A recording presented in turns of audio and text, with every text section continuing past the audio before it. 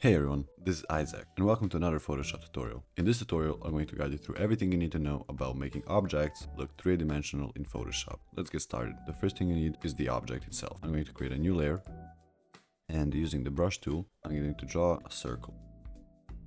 There we go, we have a circle. Let's make it three-dimensional. First, you want to select your object. Then, in the Layers section, select FX and click Blending Options. Here, you can select Bevel and Emboss.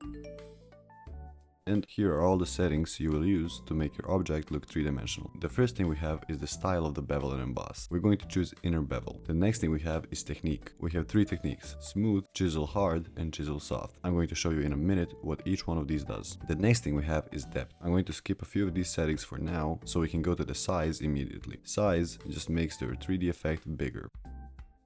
I'm going to leave it at around 80 pixels. And using the soften scale, we can soften the look up. I'm going to leave it at 16. Let's go back to technique. We have smooth, chisel hard, and chisel soft. Since I'm using a circle for this, I'm going to use the smooth one. And now, since the 3D effect is bigger, I can show you what depth does. It makes it look way harder and more solid. I'm going to leave it at 150%. The next thing we have is direction. We have up and down. This just allows you to choose if you want the whites on the top or the bottom. The next thing we have is shading, which allows you to play with the lighting of your new object. The first thing we have is the angle at which you want the light to hit. Let me play around with it and you can see what it does. I'm going to leave it like this. The next thing we have is gloss contour, which allows you to choose the settings of your gloss with a little bit more precision using this graph.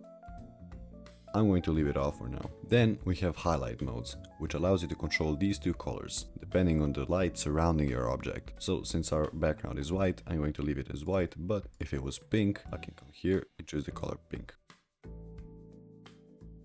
You can control the highlight mode and opacity. That's it with the bevel emboss. Then we have contour, which as you can see makes the look more solid. And you can control it in more detail using this graph.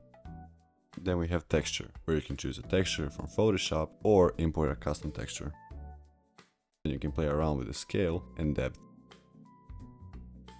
If you want to blend this object in your scene more nicely, we can use a drop shadow to make him look more realistic. And if you don't know how to work with drop shadows, I have a tutorial on that which you can check out.